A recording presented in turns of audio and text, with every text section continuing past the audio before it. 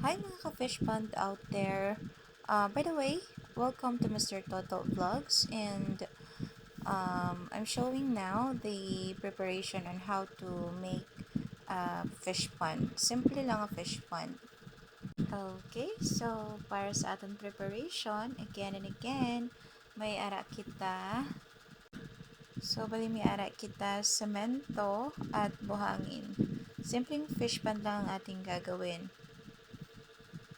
So, actually guys, very accessible lang ang amon materials for today's video.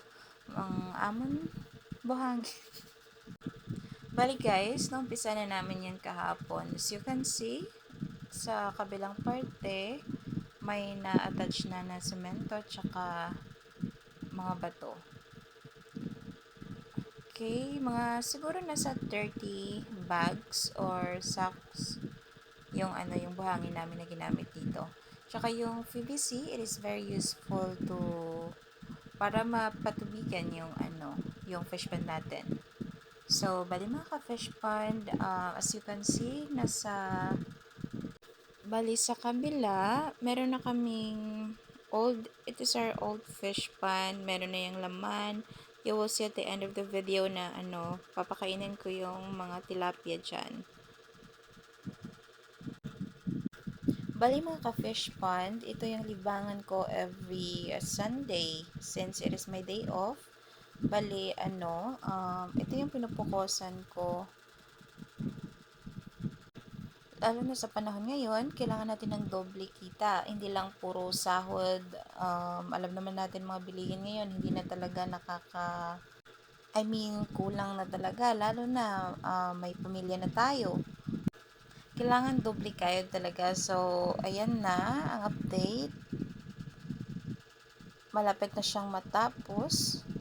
Tsaka, to share you guys, meron akong kasama dyan. Bale, 3 kami yung gumawa. Alam niyo mga ka-fish pond, one thing I learned sa paggawa talaga ng fish pond is, sobrang hirap kahit kung titigan mo, parang lang siya, parang madali. Pero kailangan talaga na buong dedikasyon. Kailangan talaga ng buong dedikasyon sa pagbuo ng fish pond na ito mga ka-fish pond. Alright, bali ito na yung sinasabi ko sa video. Ayan, papakainin ko na yung mga isda. So, bali guys, this is my first time sa vlogging or pagiging content creator. O, ayan na. So, guys, please comment down para sa mga suggestion kung paano pampaganda yung video.